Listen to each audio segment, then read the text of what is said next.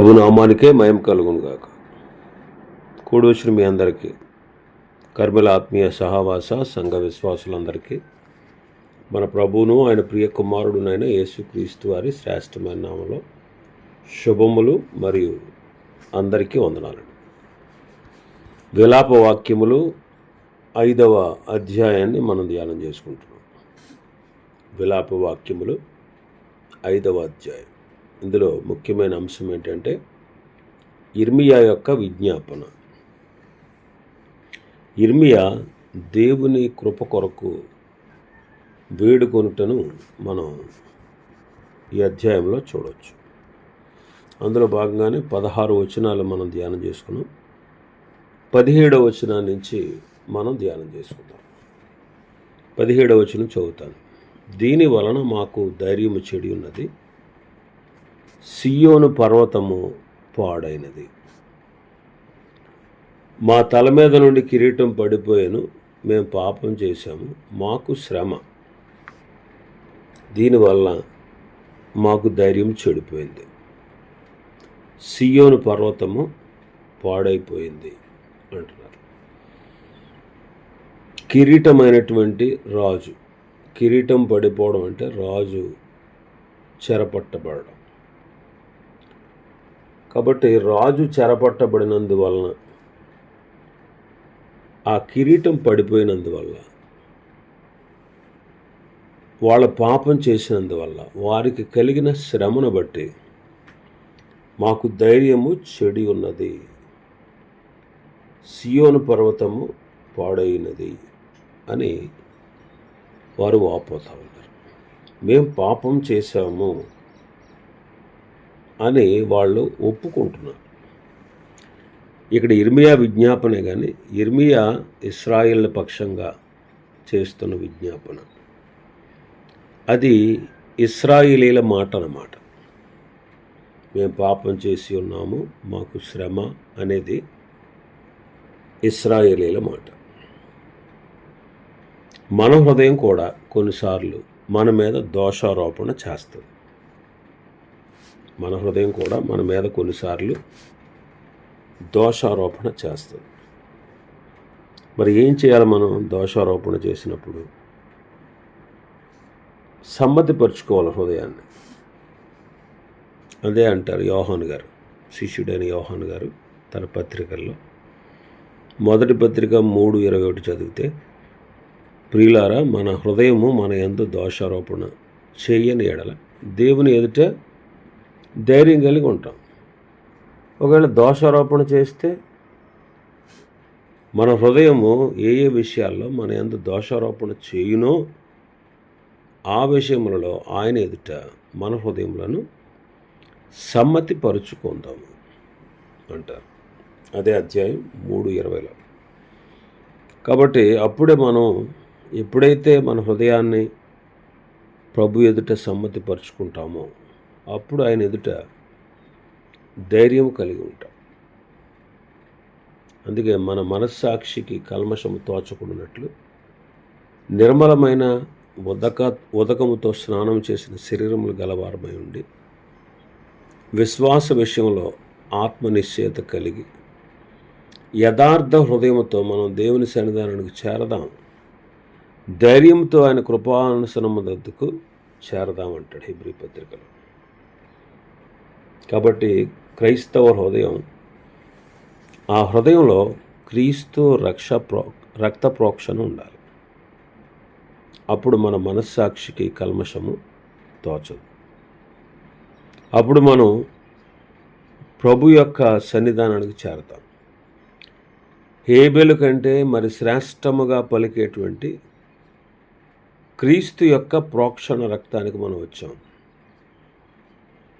హేబెలు కంటే మరి శ్రేష్టముగా పలికే క్రీస్తు ప్రోక్షణ రక్తం హెబ్రీ పత్రికలో మనం చదువుతాం 12వ అధ్యాయంలో.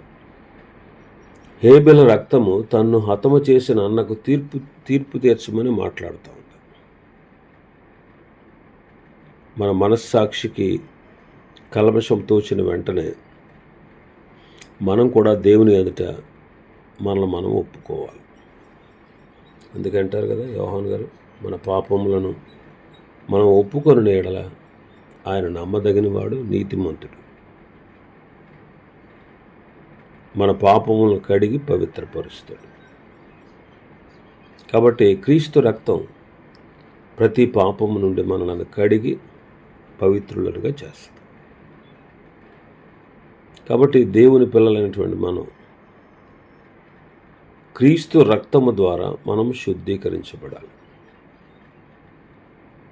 అందుకే సిలువలో ఆయన బలి అయిపోతూ తన రక్తాన్ని చిందిస్తూ, తండ్రి వీరేమి చేయుచున్నారో వీరు ఎరగరు గనుక వీరిని క్షమించుము అంటాడు. యోహాను గారు తన మొదటి పత్రిక 2వ అధ్యాయంలో అంటారు, ఎవడైనను పాపము చేసిన ఎడల నీతిమంతుడైన క్రీస్తును ఉత్తరవాది తండ్రి సాన్నిధ్యంలో మనకున్నాడు, ఆయనే మన పాపములకు శాంతికరమై ఉన్నాడు అంటారు. కాబట్టి వారికి ధైర్యం చెడిపోయిందంట. కారణం, పాపం చేశారు, శ్రమ పడుతున్నారు, ధైర్యం చెడిపోయింది. అందుకే వాళ్ళ దేశం పాడైపోయింది. సియోను పర్వతము పాడైనది అంటారు. కాబట్టి పాపం మనల్ని దేవుని ఎదుటికి రానివ్వదు. పాపము దేవుని ముఖాన్ని మనకు మరుగు చేస్తుంది. పాపం మనకి దేవునికి మధ్య అడ్డుగా నిలుస్తుంది. కాబట్టి పాపం మన జీవితాన్ని పాడు చేస్తుంది. పాపం మనలో పిరికితనాన్ని కలిగిస్తుంది. పాపం మనలో భయాన్ని పుట్టిస్తుంది. కాబట్టి పాపం జోలికి మనం పోకుండా ఉంటే మంచిది. ఎందుకంటే మనం పాపం నుంచి విడిపించబడ్డాం. మనం పాపానికి దాసులం కాదు. మరల దాస్యమును కాడి క్రింద మీరు చిక్కుకోవద్దు అంటారు.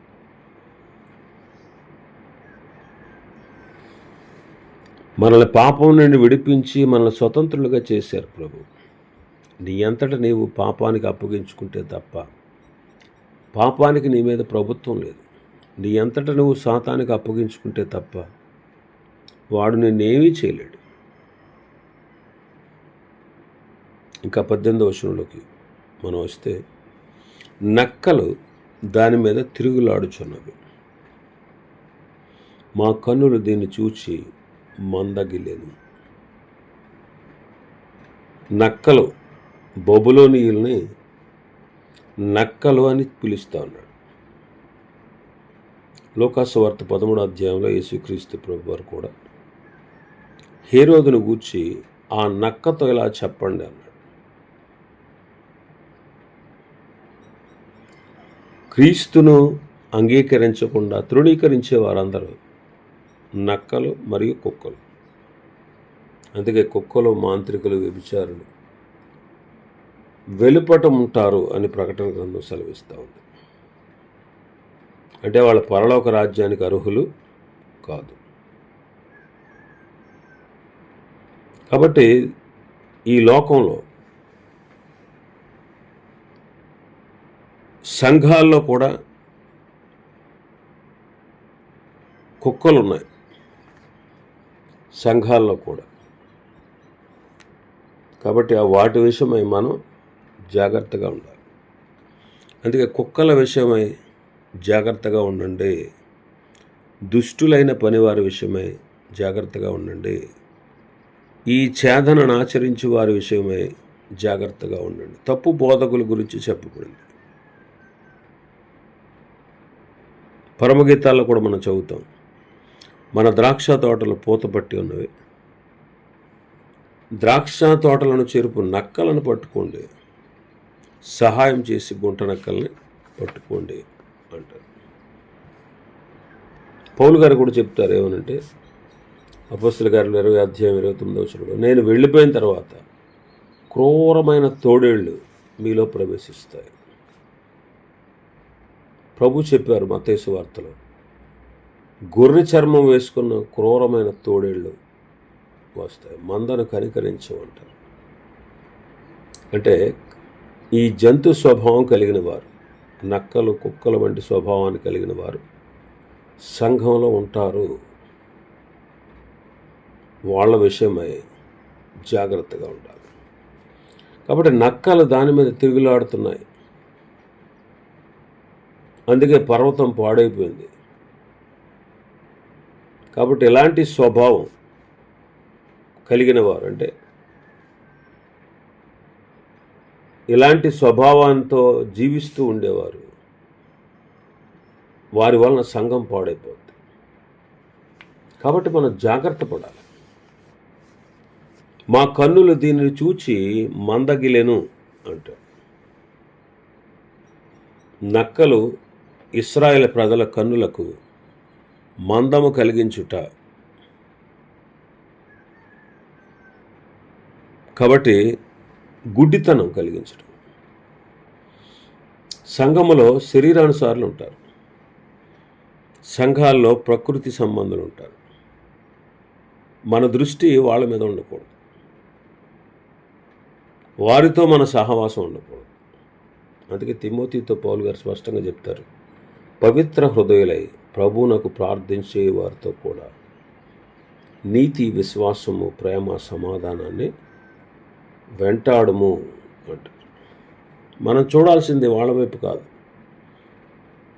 దుర్బోధకుల వైపు కాదు, అపవిత్రుల వైపు కాదు, శరీరానుసారుల వైపు కాదు, ప్రకృతి సంబంధుల వైపు కాదు, లోకానుసారుల వైపు కాదు. ఎంతసేపు భౌతికమైన వాటి మీద ఆలోచన కలిగి ఉన్న వారి వైపు కాదు మన విశ్వాసం, మన చూపు, మన దృష్టి విశ్వాసమునకు కర్త, దానిని కొనసాగించేవాడైన క్రీస్తు వైపు చూడాలి. క్రీస్తు వైపు చూడాలి. ఇంకా 19వ వచనం మనం చదివితే, యెహోవా నీవు నిత్యము ఆసీనుడు అయిందువు, నీ సింహాసనము తరతరములో ఉండును అంటూ. నీవు నిత్యము ఆసీనుడు, సింహాసనాసీనుడు, నీ సింహాసనము తరతరాలు ఉంటుంది. అవును, ఆయన సింహాసనాసీనుడు, ఆయన నిత్యము ఉండేవాడు. నిన్న నేడు నిరంతరము ఒక్కటే రీతిగా ఉన్నాడు. నిన్న నేడు నిరంతరమే కాదు, యుగ యుగాల వరకు కూడా ఆయన ఒక్కటే రీతిగా ఉండును. ఆయన సింహాసనం నిరంతరము నిలుచును. కాబట్టి నిత్యుడైన క్రీస్తులో మనకు నిత్య రక్షణ, మనకు నిత్య విమోచన, నిత్యమైన స్వాస్థ్యం, నిత్య జీవం, నిత్య మహిమ మనకు కలుగుతాయి. నిత్యుడైన క్రీస్తులో నిత్య రక్షణ ఉంది, మనకి నిత్య విమోచన ఉంది, నిత్యమైన స్వాస్థ్యం పరలోకం ఉంది, మనకుంది నిత్య జీవం ఉంది, నిత్య మహిమ ఉంది. ఇంకా మనం చూస్తే మన భాగంలోకి వస్తే 20వ వచనం, నీవు మమ్మును ఎల్లప్పుడూ మరిచిపోవుట ఎలా, మమ్మును ఎంతకాలము విడిచిపెట్టుట ఎలా అంటున్నాడు. ఈ మాటకు అర్థం ప్రభువు పూర్తిగా విడిచిపెట్టేవాడు అని కాదు. ఆయన పూర్తిగా విడిచిపెట్టడం, అవసరాన్ని బట్టి కొన్నిసార్లు శ్రమలకు అప్పగిస్తాడు. ఆ తర్వాత తానే పూర్ణులుగా చేసి మనల్ని స్థిరపరిచి బలపరుస్తాడు. ఇశ్రాయేలులను విడిచిపెట్టి తిరిగి పట్టుకున్నాడు.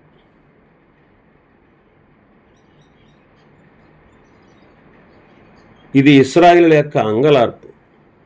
నీవు మమ్మల్ని మరిచిపోవుట ఎలా, మమ్మల్ని ఎంతకాలము విడిచిపెట్టుట ఎలా. ఇది ఇర్మియా యొక్క విజ్ఞాపన, అలాగే ఇశ్రాయేలుల యొక్క విజ్ఞాపన. అందుకే ఇర్మియా ఇశ్రాయేలుల బాధను తన బాధగా చేసుకున్నాడు. అందుకే దేవుని వాక్యం సెలవిస్తుంది, ఏడ్చువారితో ఏడవండి, ఒకరితోనొకడు మనస్సు కలిగి ఉండండి అంట. ఇంకా 21వ వచనం మనం చదివితే, యెహోవా నీవు మమ్మను నీ తట్టు త్రిప్పిన ఎడల మేము తిరిగేదము, మా పూర్వస్థితి మరలా మాకు కలుగజేయు. నీవు మమ్మల్ని నీ తట్టు తిప్పితే మేము తిరుగుతాం అంటున్నాడు. ప్రభువు మనుషులను తన వైపు త్రిప్పువాడు. సంఘ చరిత్రను మనం చూస్తే ప్రభువు చేత అందరూ తిప్పబడిన వారు కాదా? యేసుక్రీస్తు నామమందు దేవుని ఆత్మయందు వారు కడగబడి పరిశుద్ధపరచబడి నీతిమంతులుగా తీర్చబడ్డారు. ఈనాడు మనం కూడా అంతే.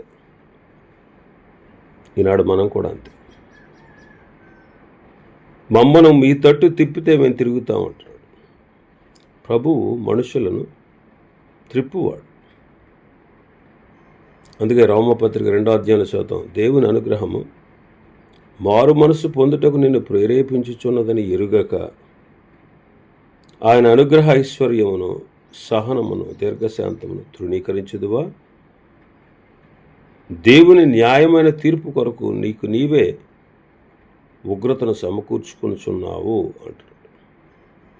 కాబట్టి ప్రభు తన వైపు మనలను త్రిప్పువాడు. ఇంకా మన భాగంలోకి వస్తే 22వ వచనంలో మనం చూస్తే 22వ వచనం, నీవు మమ్మను బొత్తిగా విసర్జించి ఉన్నావు, నీ మహోగ్రత మా మీద వచ్చినది. నీవు మమ్మను బొత్తిగా విసర్జించావు, మా పూర్వస్థితి మాకు మరలా కలగజేయి అంటున్నాడు. నిజమేనండి, మనము మొదటి ఆదాము ద్వారా కోల్పోయినటువంటి దేవుని మహిమా స్వరూప్యము కడపటి ఆదామైన క్రీస్తులో మరలా మనకు దొరికింది.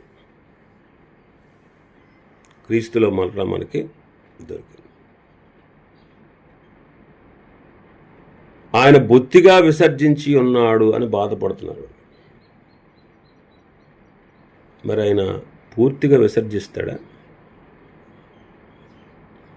కొద్దిపాటి శేషాన్ని మిగులుస్తాడు. కొద్దిపాటి శేషాన్ని గనక మిగిల్చి ఉంచకపోతే మేము సొదొమలాగా గొమొర్రాలాగా అయిపోతాం కదా అంటాడు భక్తుడు యెషయా. సైన్యములకు అధిపతి యెహోవా బహు కొద్దిపాటి శేషం మనకు నిలపకపోతే మనం సొదొమలాగా ఉందో గొమొర్రాతో సమానంగా ఉందో అంటాడు. యెషయా గ్రంథం 1వ అధ్యాయం 9వ వచనం. కాబట్టి ఆయన శాసము నిలిపేవాడు, మనల్ని పూర్తిగా నాశనం చేసేవాడు కాదు. అందుకే చూడండి, శేషాన్ని మిగిలిస్తూ వచ్చాడు కాబట్టి ఆ శేషము బూదిగంతాల వరకు ఆయన రక్షణ సువార్తను ప్రకటిస్తూ వచ్చాడు. ఆయన మనల్ని బొత్తిగా విసర్జించేవాడు కాదు, ఆయన కృపగలవాడు.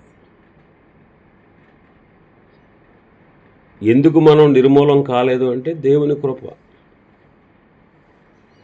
ఈనాడు సంఘ చరిత్ర కూడా విడువబడని చరిత్రకు కారణం క్రీస్తు యొక్క విజ్ఞాపన. తండ్రి కుడిపార్శ్వమందుండి ప్రభువైన యేసుక్రీస్తు వారు మన కొరకు విజ్ఞాపన చేస్తున్నారు. యోహాను సువార్త 10వ అధ్యాయంలో అంటారు ఆయన, నేను నా గొర్రెలకు నిత్య జీవం ఇస్తున్నాను, ఎవడును వాటిని నా చేతిలో నుంచి అపహరించడు. వాటిని నాకు ఇచ్చిన నా తండ్రి అందరికంటే గొప్పవాడు కనుక నా తండ్రి చేతిలో నుండి ఎవ్వడును వాటిని అపహరింపలేడు. కాబట్టి సంఘము క్రీస్తు క్షమాపణ మరియు విజ్ఞాపనలో ఉంది. తండ్రి క్షమాపణ హస్తంలో ఉంది. కాబట్టి సంఘము నశించేది కాదు. ఇక్కడ వీళ్ళు అంటున్నారు, నీవు మమ్మల్ని బొత్తిగా విసర్జించావు, నీ మహోగ్రత మా మీదకు వచ్చింది, మమ్మల్ని క్షమించు అంటున్నారు. నేటి క్రీస్తు విజ్ఞాపన మనం చూస్తే ఆ విజ్ఞాపన సంఘంలో ఉంది. అందుకే యోహాను గారు ఏమన్నారు, నా చిన్నపిల్లలారా, మీరు పాపము చేయకుండాటకై సంగతులు మీకు రాస్తున్నాను. ఎవడైనను పాపము చేసిన ఎడల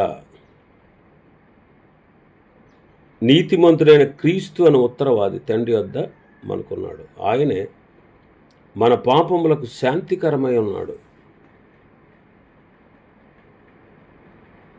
ఆయనే మన క్షమాపణ అయి ఉన్నాడు. కాబట్టి సంఘము శతాబ్దాలుగా నిలిచి ఉంది. సంఘము విసర్జించబడకుండా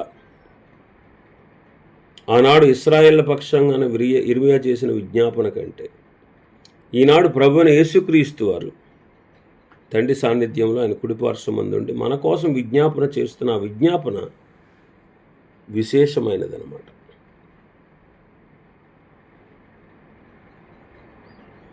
కాబట్టి పరలోకం తెరవబడి ఉంది. ప్రభు కడబోర శబ్దం సార్వత్రిక సంఘానికి వినిపించినప్పుడు సంఘం ఎత్తపడుతుంది. అది కళంకమైన, ముడతైన, అటిది మరి ఏదైనా లేక పరిశుద్ధమైనదిగా, నిర్దోషమైనదిగా, మహిమగల సంఘముగా ఆయన తన ఎదుట నిలబెట్టుకుంటాడు. కాబట్టి దేవుడు ఇశ్రాయేలుని విడిచిపెట్టువాడు కాదు. అంతకంటే ముఖ్యంగా సంఘాన్ని కూడా ఆయన విడిచిపెట్టాడు. ఆనాటి ఇర్మియా విజ్ఞాపన కంటే ఈనాటి క్రీస్తు విజ్ఞాపన మరింత గొప్పది. కాబట్టి మా పూర్వస్థితి మాకు మరలా కలగజేయమని అడుగుతున్నారు వాళ్ళు. ఇశ్రాయేలు యొక్క పూర్వస్థితి ఏంటి? వారి పూర్వస్థితి ఇశ్రాయేలీయులు దేవుని కీర్తి, స్తోత్ర, మహిమలు ప్రచురం చేయాలి. భూజనులందరి ఎదుట వారు స్తోత్రం కారణంగా ఘనతకు ఆస్పదంగా ఉండాలి. అదే ఇర్మియా విజ్ఞాపన చేస్తూ ప్రభువా మా పూర్వస్థితి మరలా మాకు కలుగజేయమని ఇర్మియా విజ్ఞాపన చేస్తూ వచ్చాడు. ఇదండి విలాప వాక్యములు గ్రంథంలో ఉన్నటువంటి పూర్తి వివరణ. ఈ రోజుతో విలాప వాక్యములు 5 అధ్యాయాలు మనం పూర్తి చేసుకున్నాం. ఈ గ్రంథం, ఈ పుస్తకాన్ని ముగించి ఉన్నాం. ప్రభు చిత్తమైతే రేపటి దినం దీని తర్వాత పుస్తకాన్ని, గ్రంథాన్ని మనం అధ్యయనం చేద్దాం. దేవుడి మాటలు మన వెనుకడిలో ఆశీర్వదించునుగాక. ఆమేన్.